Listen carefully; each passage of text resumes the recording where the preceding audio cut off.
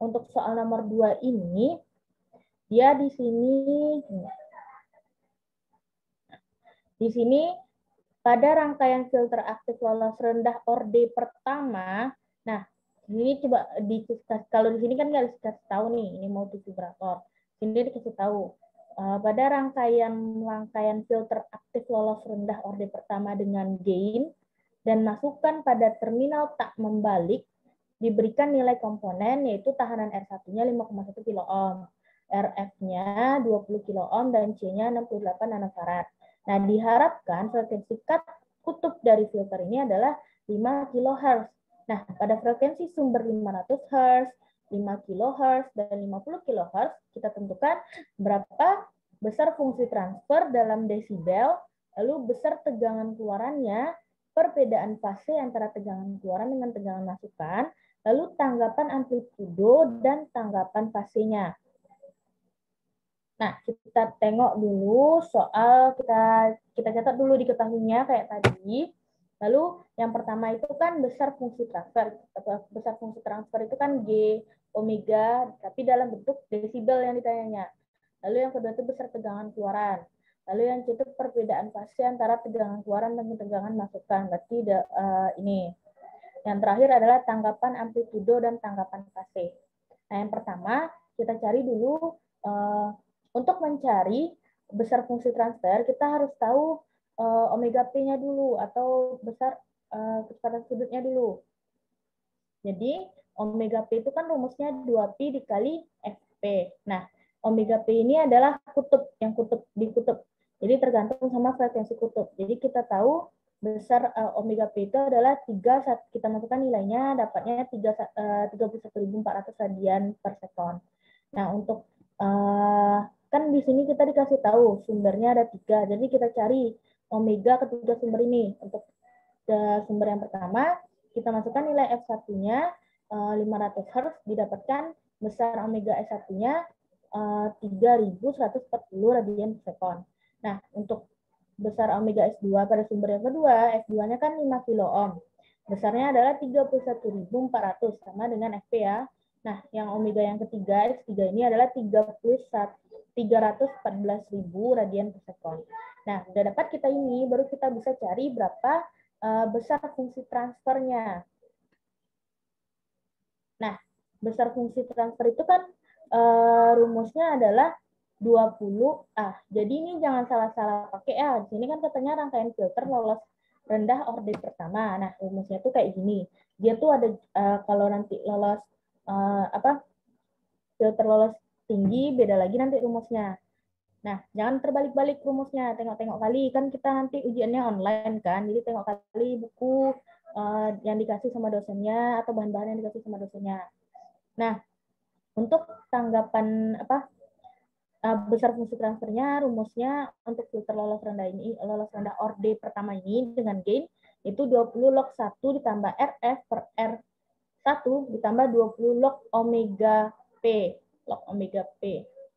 Kan kita udah dapat nilai omega P-nya kan. Nah, kita cari dulu. Jadi setelah kita masukkan angka-angkanya, ini bersambung ya rumusnya. 20 log omega P dikurang 10 log omega sumber 1 tadi kuadrat ditambah omega P kuadrat. Nah, jadi di sini kan kita pakai rumus omega tadi kan.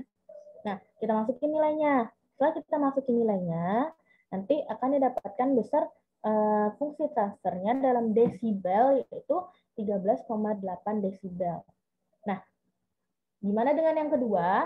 Untuk besar fungsi transfer untuk sumber yang kedua, yaitu 5 kHz tadi, 5.000 Hz, kita masukin lagi. Cuman kita tinggal ganti aja lagi besar omega S2-nya. Kan omega P kuadratnya kan sama kan? Nah, kita ganti aja lagi. Nah, nanti didapatkan nilainya 10,83 desibel. Nah, kayak gitu juga untuk yang ketiga, sumber yang ketiga. Kita ganti, kan FS3-nya 50 kHz. Kita udah tahu tadi omega S3-nya kan 314.000 radian per sekon.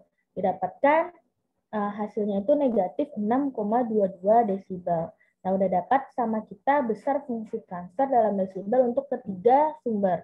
Nah, sampai di sini ada yang ingin ditanyakan? Ada yang mau ditanyakan? Nggak ada?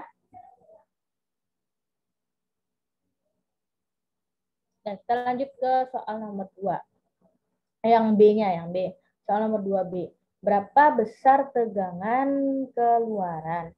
Nah, besar tegangan keluaran ini kita tergantung sama frekuensi. Besar tegangan keluaran itu tergantung berapa frekuensi sumber yang kita pakai. Pertama kita cari dulu, sebenarnya bisa dengan 2 cara. Jadi kakak tuh sebenarnya pakai 2 cara buat buktiin aja. Kakak cari dulu berapa penguatannya. Penguatan itu kan AF-nya bisa pakai untuk filter lolos rendah order pertama itu kan 1 ditambah RF per R1. Dapat nilai AF-nya itu 4,92. 4,92. Lalu kita tengok untuk fenol ketika phase sumbernya 500 Hz. Nah, ketika kita tahu phase sumber ini kan kecil nih dari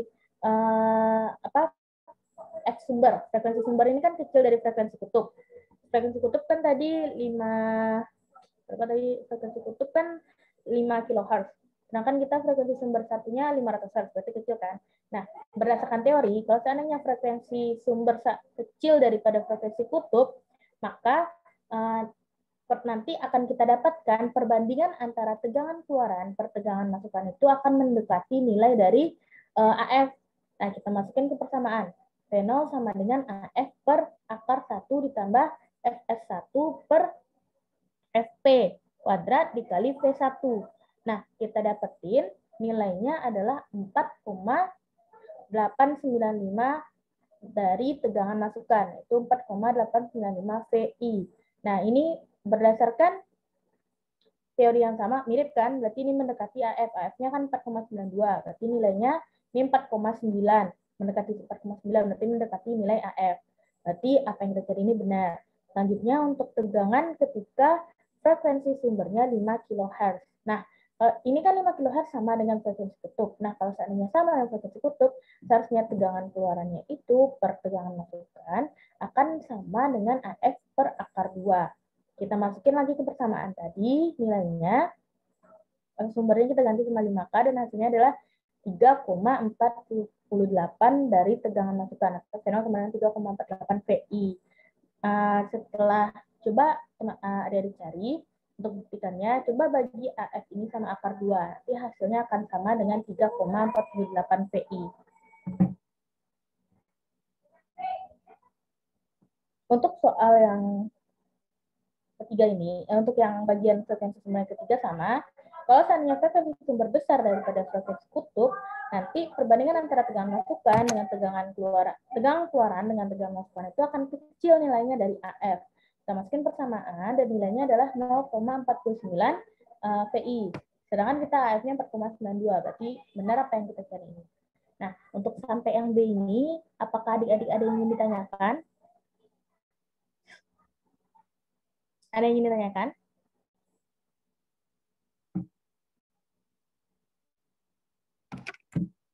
Adik-adik semuanya, kalau nggak ada terkendala jaringan, silahkan on cam ya. Kalau seandainya adik-adik tidak bisa mengikuti hari ini, kalau HP-nya akan ditinggal juga karena makanya off cam, jadi mending keluar aja dari Zoom ini. Jadi mana yang nggak on cam ini, kecuali terkendala jaringan, silahkan keluar aja dari Zoom. Soalnya kan percuma aja kan, membuang-buang kuota aja kita masuk Zoom tapi nggak dengerin apa yang disampaikan tentornya. Jadi buat yang nggak terkendala jaringan, silakan dihidupkan kameranya ya. Nah, kita lanjut ke soal nomor 3. Nomor 3 ini kan perbedaan fase antara tegangan keluaran dengan tegangan masukan. Jadi kita cari itu sama dengan tanggapan fasenya. Delta theta 1 kan kita tahu rumusnya arcus tan min omega 1 per omega kutub atau frekuensi kutub tadi. Kita masukin nilainya sehingga kita dapatkan tanggapan fasenya itu adalah minus 5,71 derajat. Atau kalau kita cari kan kalau nilai minus tan 0,1 ini kan ada beberapa nilainya. Jadi kita dapat 3, itu 174,9 derajat, juga ada 354,290 derajat. Nah, untuk tanggapan yang kedua, masukin nilai omega 2-nya, omega Fs2-nya. Jadi didapatkan nanti tanggapan fasenya minus 45 derajat atau 135 derajat atau 315 derajat. Selanjutnya untuk theta 2-nya, untuk yang bagian 3, ini 3 nih, maaf Pak salah catat, ini untuk yang ketiga, frekuensi sumber 3, berarti kita pakai omega yang 3. Jadi nanti didapatkan tanggapan hasilnya min 84,29 derajat atau 95,71 atau 275,71. Nah, sekarang bagaimana tanggapan amplitudo dan tanggapan fase? Nah, tanggapan amplitudo itu kan berarti kita buat di dalam grafik. Jadi grafiknya itu di sini adalah besar omeganya, radian per sekon yang udah kita cari dari 3 sumber tadi. Nah, di sumbu Y-nya kita pakai, kalau seandainya tanggapan amplitudo, kita pakai dia beda, besar fungsi transfer yang kita dapatkan tadi. Berarti kita plot dia, kan tadi kalau seandainya omega-nya 3140, kan besar fungsi transfernya 13,8 nih, kita dapatnya tadi. Nah, dia. Nih, kan dapat sama kita 13,8. Terus ada yang dapat segini, ada yang dapat segini. Nah, kita plot dia, jadi nanti besar tanggapan amplitudonya dapat kayak gini. Nah, kalau tanggapan fase, kita pakai fasenya. Yang sudut yang ini kita dapat tadi. Ketika kita plot, nanti dapat persamaan kayak gini. Ini tergantung kalau pakai bagian kuadran 1. Kalau mau plotnya kuadran 1 semuanya. Kalau mau plot kuadran 2 semuanya. Kalau mau plot kuadran 3 semuanya. Tergantung adik-adik mau pakai yang mana. Nah, soalnya nanti bentuknya akan mirip kayak gini. Ya. Nah, udah selesai untuk soal nomor 2. Sampai di sini ada pertanyaan untuk soal nomor 2. Maaf, Kak. Ya. Itu ada chat, Kak, dari siapa namanya tadi, jurnalis. Dia nanya soal Pak Hufri, Kak. Gitu aja kan. Makanya nanti tidak pernah nangannya anak, tidak pernah nangannya bini, akan diganti, tidak anak pulang. Nah, ini mau yo menggam-gam aku yo. Oh, jurnalis kayaknya telah masuk ya. Kakak tadi sebelum mulai kakak udah bilang kalau soal Pak Hufri tahun kemarin kakak nggak ada, dan kakak juga nggak belajar sama Pak Hufri, sama teman Kak Najmil dia belajar sama Pak Hufri, tapi soal UASnya itu udah nggak ketemu lagi. Jadi kita bahasnya soal Pak Asrizal hari ini. Kita lanjut ke soal nomor 3 ya. Nah, untuk soal nomor 3 ini, pada keluaran penguat tak membalik dalam keadaan terbuka, dihubungkan sebuah penguat membalik.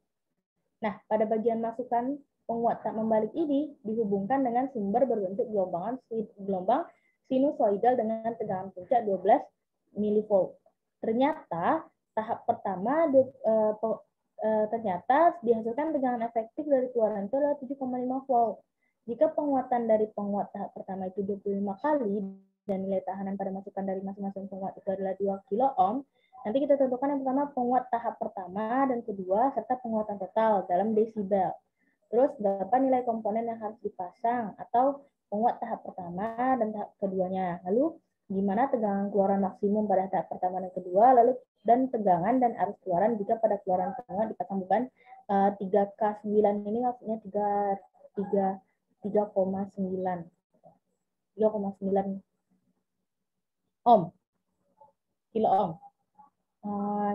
Kita catat dulu semua yang diketahui. Nah, kan tadi disebutkan di sini keluaran penguat tak membalik. Berarti kita penguat tahap pertamanya itu adalah penguat tak membalik. Sedangkan penguat tahap keduanya adalah penguat membalik. Yang pertama ditanyanya adalah penguatan dari penguat tahap pertama. Lalu penguatan dari penguat tahap kedua, lalu berapa penguatan totalnya tapi dalam bentuk desibel. Kita cari dulu penguatan tahap pertamanya. Nah, untuk mencari penguatan tahap pertama atau AP1 ini, kita harus cari dulu berapa tegangan maksimum yang bisa dihasilkan. Dengan cara tegangan PSPP per 2. Nah, kan ini kita nggak tahu nih, PSPP ini berapa. Kita cari dulu tegangan maksimumnya, kan 12 milivolt per 2 sama dengan 6 milivolt. Berarti tegangan efektifnya adalah V maksimum per akar 2. Didapatkan besar V maksimumnya itu, kan kita tahu tegangan efektif dikasih tahu kan tadi 7,5 volt. Berarti tegangan maksimumnya adalah 7,5 volt kali akar 2, hasilnya 10,61 volt. Nah, berarti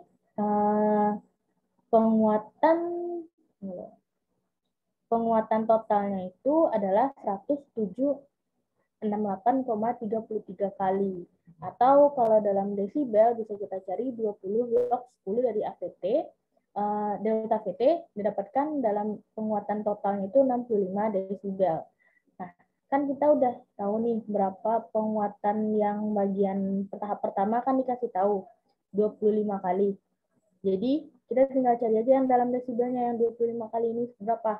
Kita masukin, dapat nilainya 28 desibel. Nah, untuk penguat tahap kedua ini, kan penguat total itu kan perkalian antara penguat 1 dengan penguat 2.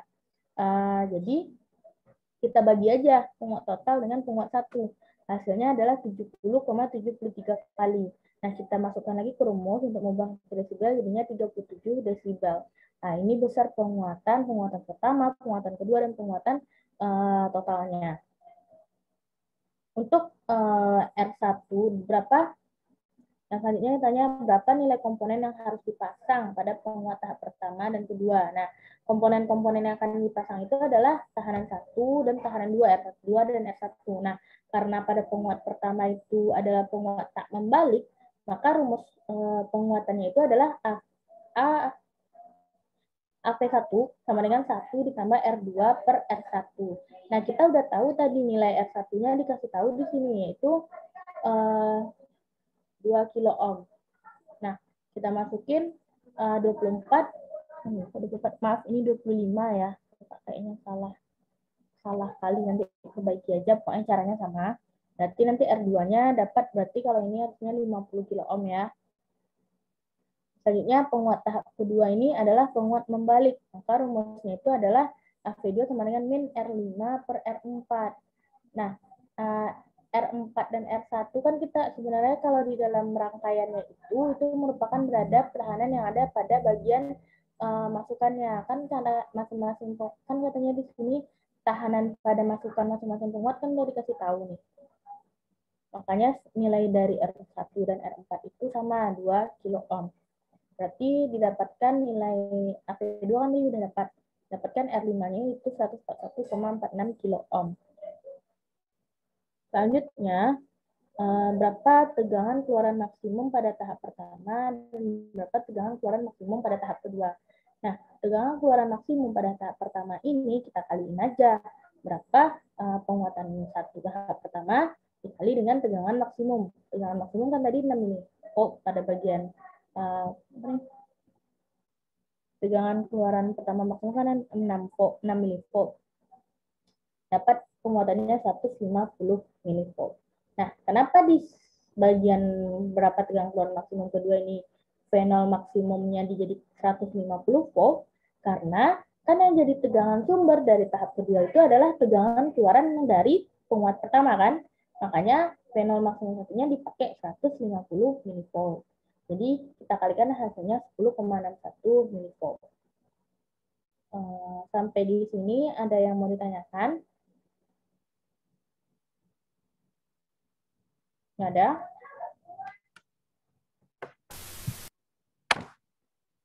Ya, berarti kita lanjut untuk soal yang D. Tegangan dan arus keluaran jika pada keluaran dipasang beban 3,9 kilo ohm. 3,9 kilo ohm. Jadi kita ketika RP-nya 3,9 kilo. Nah, karena impedansi keluaran pada penguat tahap kedua rendah, sehingga tegangan keluaran dengan beban mendekati tegangan keluaran dalam keadaan terbuka. Jadi, tegangan keluaran beban itu akan mendekati nilainya tegangan keluaran pada saat itu. Jadi nilainya 10,61 volt. Untuk tegangan efektif, kita bagi aja dengan akar 2, jadi dapatnya 7,5 volt. Arusnya arusnya kita bagi tegangan efektifnya dengan tahanan RL tadi, dapat arus pada keadaan dipasang beban itu adalah 1,92 mV. Nah, itu untuk pembahasan soal nomor 3. Ada yang mau ditanyakan? Kak, izin bertanya, Kak, yang bagian D soal nomor 3, Kak. B atau D? D, bagian D. Yang tadi, Kak, yang katanya itu, kenapa dia mendekati, karena apa tadi, Kak, yang, Karena internasional. ya, itu kenapa tuh, Kak? Jadi, kan ini kita, dia itu kan RP-nya 3,9 kilo kan. Nah, kalau kita tahu R2 yang kita pakai 48 kilo ohm. Lalu R5-nya 141,46 kilo ohm. Nah, kan ini kan kalau beban itu kita pasang pada tahap kedua kan, tahap kedua. Jadi tahap kedua kan ini besar nih tahanannya 141,46. Berarti RP-nya ini jauh lebih kecil dari ini kan? Ya, Kak. Nah, jadi sebenarnya dia ada rumusnya nih, cuman kayak di buku Pak Asriza kalau nggak salah ada rumusnya. Kalau kita cari itu karena dia ini jauh lebih kecil dari ini, jadi nanti meskipun kita cari, nanti besar tegangannya ini tetap akan sama dengan akan mendekati nilai dari tegangan pada yang tahap kedua tadi, dengan tegangan maksimum pada tahap kedua tadi. Makanya besarnya itu besar keluaran jika dipasang beban itu akan sama dengan tegangan keluaran maksimum dari penguat tahap kedua, itu 10,61 volt. Gimana, Jum? Iya, paham, Pak. Kak, tapi kalau tegangan itunya, tahanan bebannya besar, berarti ada rumusnya, Kak? Nggak mungkin kita pakai tegangannya besar, soalnya kalau seandainya kita pakai tahanan di keluarannya itu besar, nanti nggak berfungsi lagi rangkaiannya. Jadi nggak mungkin orang bakal dipasang bebannya itu besar. Kakak dulu pernah nanya juga itu ke Pak Asrizal dan Bapak jawab kayak gitu. Jadi nggak mungkin pada keluaran itu orang pasang bebannya sangat besar. Karena kalau pasang bebannya besar, itu nggak berfungsi lagi rangkaiannya gitu. Nggak sesuai dengan yang diharapkan yang keluar lagi. Gitu. Ajum? Oh, oke, Kak. Berarti tahanan bebannya selalu kecil. Terus rumus yang kata kakak tadi boleh kakak share nanti, Kak, di grup, Kak. Kak tengok dulu ya kalau apa sama kakak. Ya kakak lupa, kakak di Padang sekarang jadi lupa bawa buku Pak Asrizal. Coba tengok aja nanti buku Pak Asrizal. Oke, Kak. Makasih, Kak. Oke, kita ada lagi yang ingin bertanya?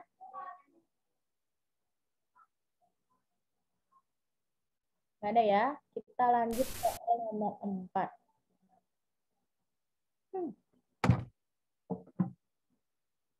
Untuk soal nomor 4 ini ada rangkaian alarm peka temperatur.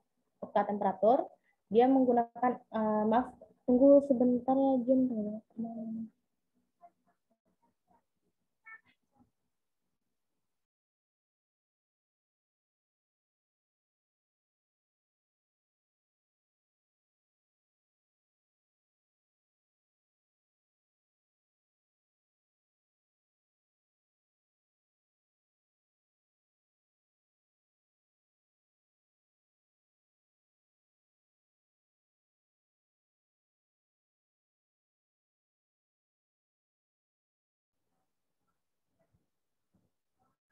Nah, oke.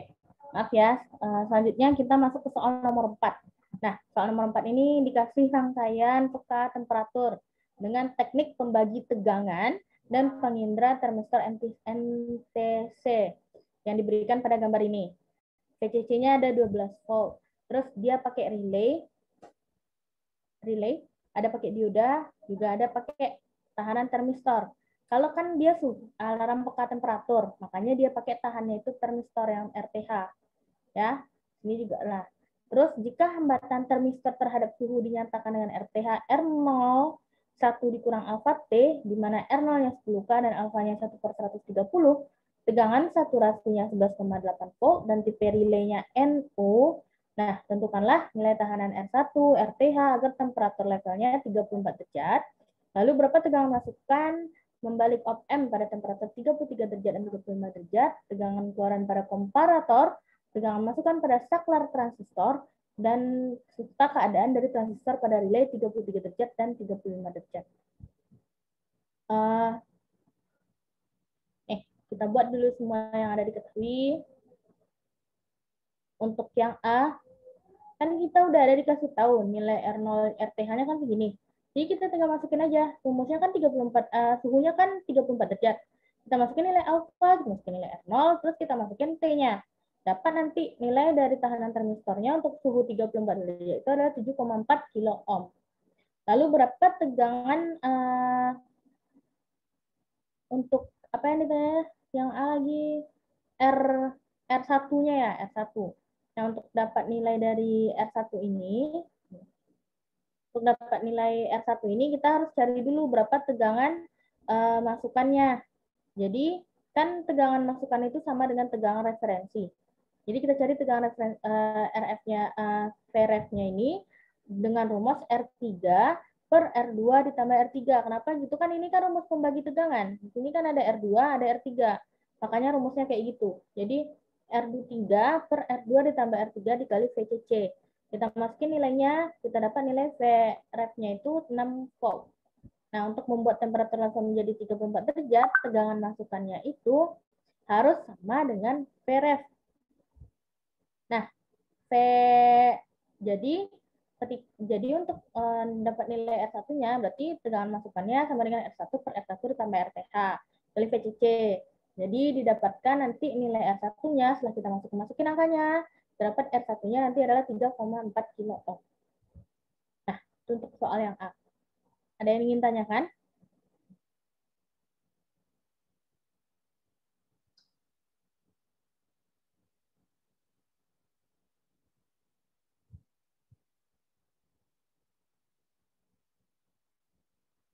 Nggak ada, kita lanjut dulu ya.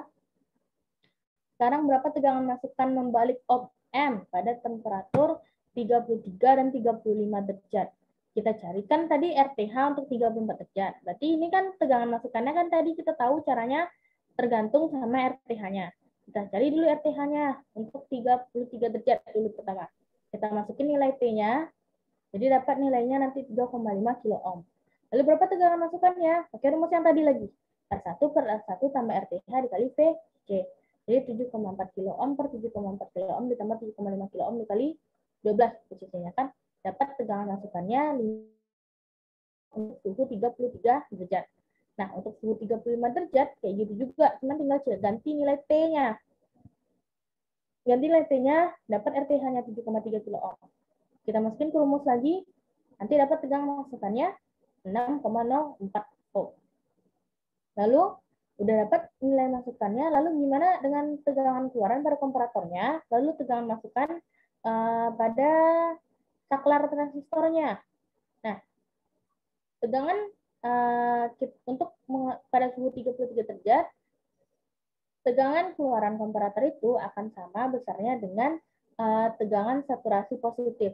Jadi tegangan saturasi positif itu nilainya adalah 11,8 volt. 11,8 volt mendekati VCC. Jadi kita cari dapat tegangan apanya lagi, kan udah dapat tadi VOK-nya dengan sama dengan tegangan saturasi positif 11,8 volt. Ini nih ada di dalam buku kalau nggak salah. Kenapa dia 11,8 volt ini? Bukan. Ada di soalnya. Kan ada katanya tegangan saturasinya 11,8 volt. Berarti VOK-nya sama dengan besar tegangan saturasinya 11,8 volt. Lalu berapa tegangan masukan pada saklar? VIST.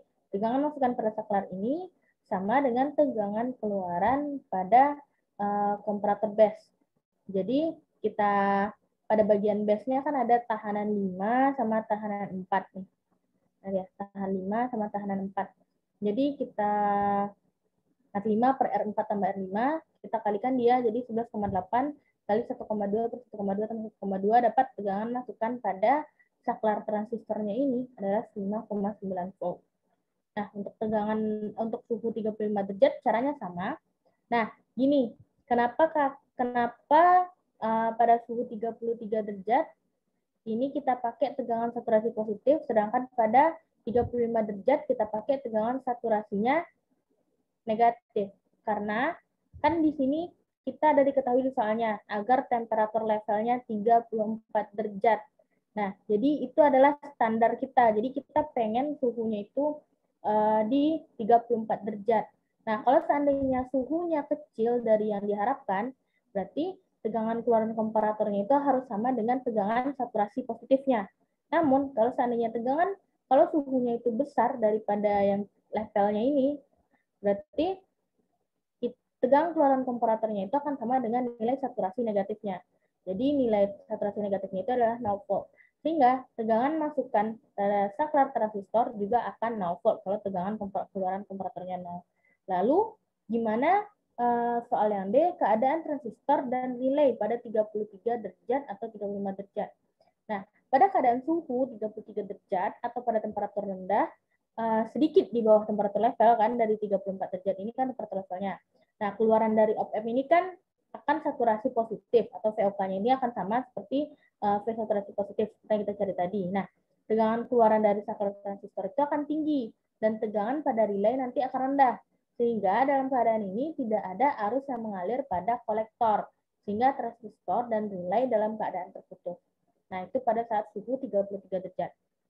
Namun, pada suhu nanti 35 derajat, kan dia di atas dari temperatur level. Nah, jadi keluaran dari op-amp ini akan saturasi negatif, yang kita cari tadi, atau nilainya itu akan 0 volt. Sehingga tegangan keluaran dari saklar transistor rendah, dan tegangan pada relaynya tinggi. Pada relay yang ini tinggi. Sehingga dalam keadaan ini, arus akan mengalir maksimum pada kolektor. Sehingga transistor dan relay dalam keadaan saturasi atau bisa menghantarkan. Sampai di sini, apa ada yang ingin ditanyakan soal nomor 4? Ada yang mau ditanyakan? Enggak? Izin bertanya lagi, Kak. Belum? Yang saturasi negatif tadi gimana, Kak? Kok dia 0 yang bagian apa tuh? Bagian C. Ini. Ya. Kenapa P saturasi negatifnya 0? Nah, jadi emang di buku itu emang nilainya segitu. Kalau seandainya kan tegangan saturasi negatif itu nilainya 0 volt. Sedangkan tegangan saturasi positif itu akan dikasih tahu di soalnya. Kayak ini kan tegangan saturasinya kan 11,8 volt. Nah, jadi tegangan saturasi negatifnya itu adalah 0 volt. Gimana, Jum? Berarti udah ketetapan ya, Kak? Iya. Tahu, ya. Kalau nggak salah ya begitu. Tapi kalau nggak salah, nanti coba dibaca lagi bukunya. Nanti berbagi aja di grup. Jadi kan grup Eldas 2 itu jangan cuma kakak aja yang ngomong. Yang lainnya kalau ada kakak salah, nanti bisa dikoreksi, nanti kirimkan ke grup gimana benarnya. Ya. Kayak kakak nggak bilang juga, ini jawaban kakak ini sepenuhnya benar. Gitu. Ya, Jum? Iya, Kak. Makasih, Kak. Ya.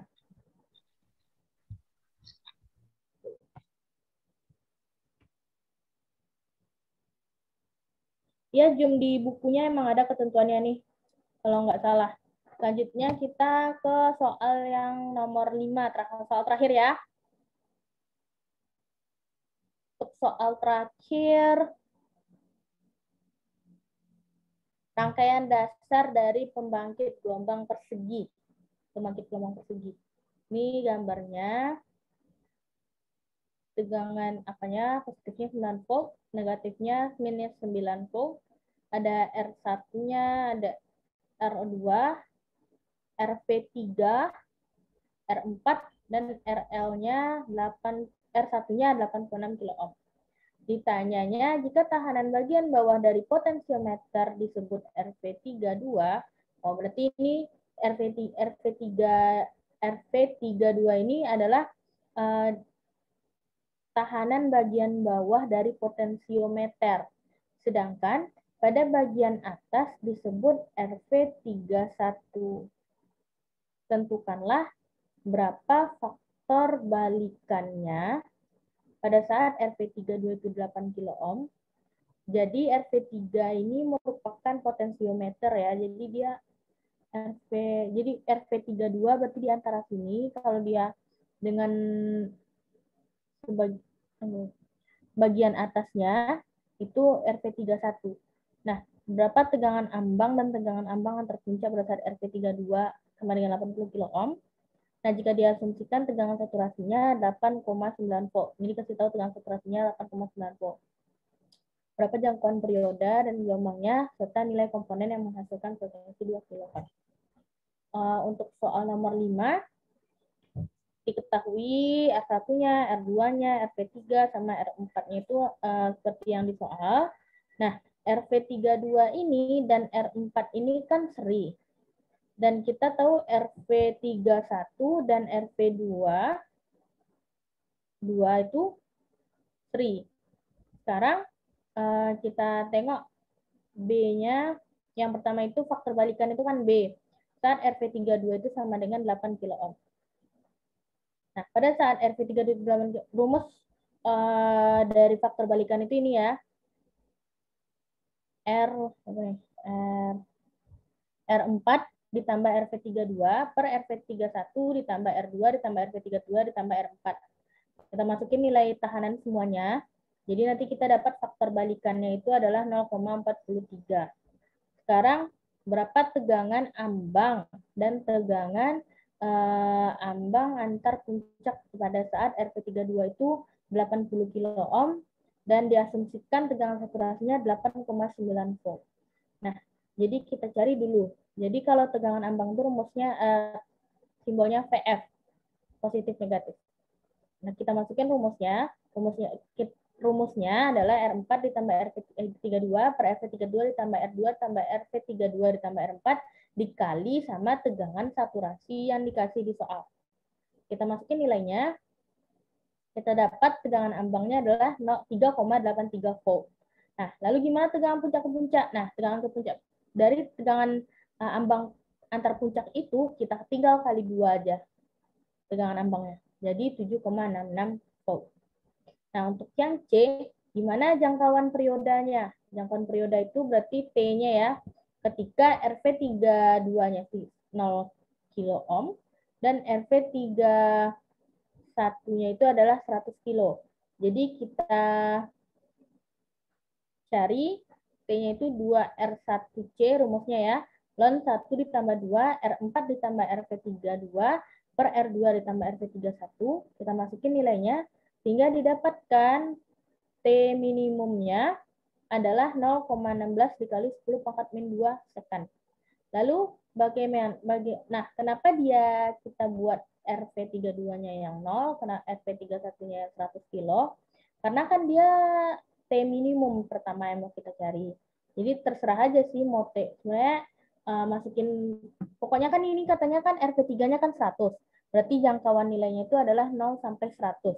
Jadi kalau mau cari jangkauan itu otomatis selisih dari minimum sama maksimum. Kalau kita nggak tahu ini rumus T minimum, atau pokoknya kita nggak tahu minimum itu RV3-nya berapa, RV31-nya berapa. Pokoknya kan nilainya 0, antara 0 sampai 100. Pokoknya antara dua ini nilainya, nilai 32 sama 31-nya. Jadi cari aja dulu berapa T-nya.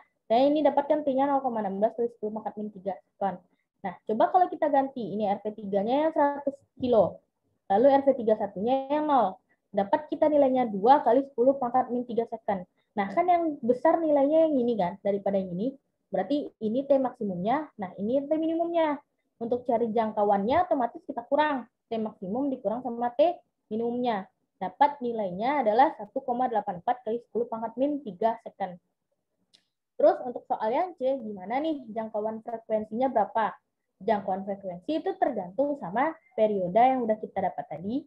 Nah, untuk frekuensi maksimum otomatis adalah ketika periodanya itu minimum. Dapat 1 per T minimum adalah 6250 Hz. Nah, ketika frekuensinya minimum, berarti periodanya maksimum. Dapat nilainya adalah 500 Hz. Kita cari jangkauan frekuensinya, kita kurang. Jadi frekuensi maksimum dikurang sama frekuensi minimumnya. Didapatkan nilainya adalah jangkauan frekuensi adalah 5.750 Hz. Jadi gitu cara kita cari jangkauan frekuensi sama jangkauan periodenya. Yang terakhir, soal yang E, nilai komponen untuk menghasilkan frekuensi itu 2 kHz. Jadi, kita cari nilai komponennya itu adalah RP32 dan RP31-nya. Karena kan kita yang lainnya udah pasti nilainya kan. Jadi kalau RP32 dan RP31 ini yang mau kita cari berapa nilainya. Kalau seandainya frekuensinya adalah 2 kHz atau 2000. Jadi kita kan nilainya kan RP32 dan RP31 ini kan nilainya 100 kilo. Jadi otomatis RP31 itu sama dengan 100K dikurang RP32. Atau bisa dibalikkan, jadi RP32 dikurang sama dengan RP31, 100K dikurang RP31. Sama aja itu nanti hasilnya akan sama. Nah, kita cari rumus frekuensi kan ini. 1 per 2 dari, per R berapa nih? 80. R1 dikali C, lan 1 ditambah 2, R4 ditambah RP32 ditambah R2 ditambah RP31. Nah, kita masukin nilainya, kan frekuensinya diketahui. Berarti kan R-nya yang nggak diketahui kan? Pas kita cari-cari. Ini kan ln. Ln kalau kita apakan, kita samakan dia, berarti jadi dia epsilon 0,29. Jadi kita pindahin ininya. Jadi kayak sama dengan, kan kita dapat nilai ini tadi. Berarti nilai 1 ditambah 2, R4 ditambah RP32 per R2 ditambah RP31 ini sama dengan epsilon 0,29. Dari mana 0,29 ini? Dari nilai ini ya. 1 per 3, 440 kali 10 pangkat min 3. Terus dapat, ini matematikanya lagi ya. Jadi kalau konsep fisikanya udah. Jadi gimana kita merumuskan matematikanya lagi. Jadi setelah kita cari-cari pakai rumus matematika, kita dapatkan nilai RP32-nya itu adalah 50K per 1,34, 37,3 kilo ohm. Dan dapat RP32, otomatis RP31 sama dengan 100K dikurang RP32. Dapat nilainya 62,7 kilo ohm. Nah, itu pembahasan soal UAS LK Elektronika Dasar 2 dari Pak Asrizal tahun 2020. Sampai di sini, apa ada yang ingin ditanyakan?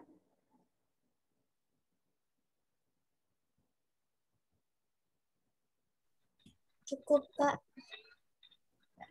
Nggak ada yang mau ditanyakan ya. Jadi, kakak bilang itu bukan sepenuhnya benar jawabannya ya. Itu sepengetahuan dan seteori. Soalnya kan kakak pas LDS 2 ini juga setengahnya online, setengahnya langsung, setengahnya online kan, pas awal-awal pandemi.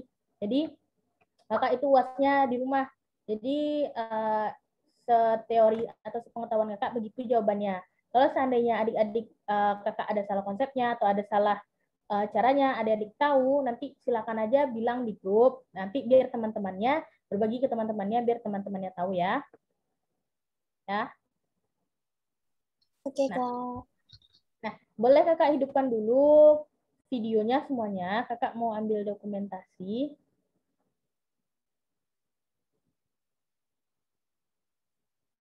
Silakan hidupkan kameranya. Siapa lagi nih yang belum? Rika Adila, jurnalis, Mustasya Biha. Udah, kita ambil ya. 1, 2, 3. Tunggu sebentar, Kak.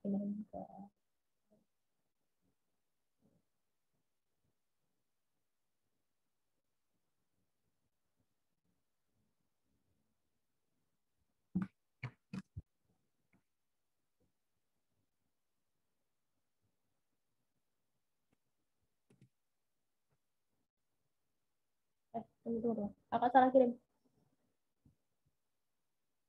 Kirim ke grup. Ya.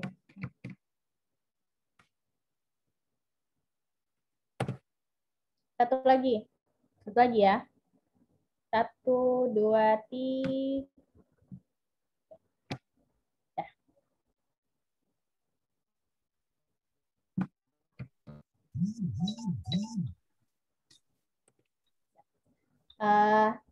Itulah sesi tutor elektronika dasar 2 hari ini.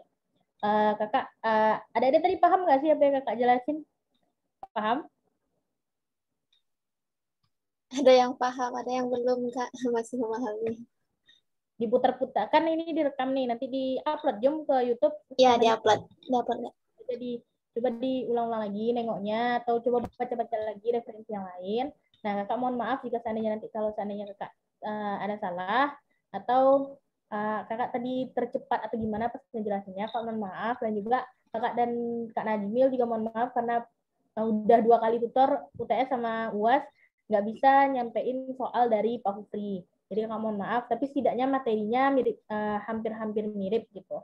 Jadi itulah sesi tutor kita hari ini. Terima kasih atas adik-adik yang udah mau ikut serta dalam tutor yang diadain Hima ini. Kakak sudahi. Assalamualaikum warahmatullahi wabarakatuh.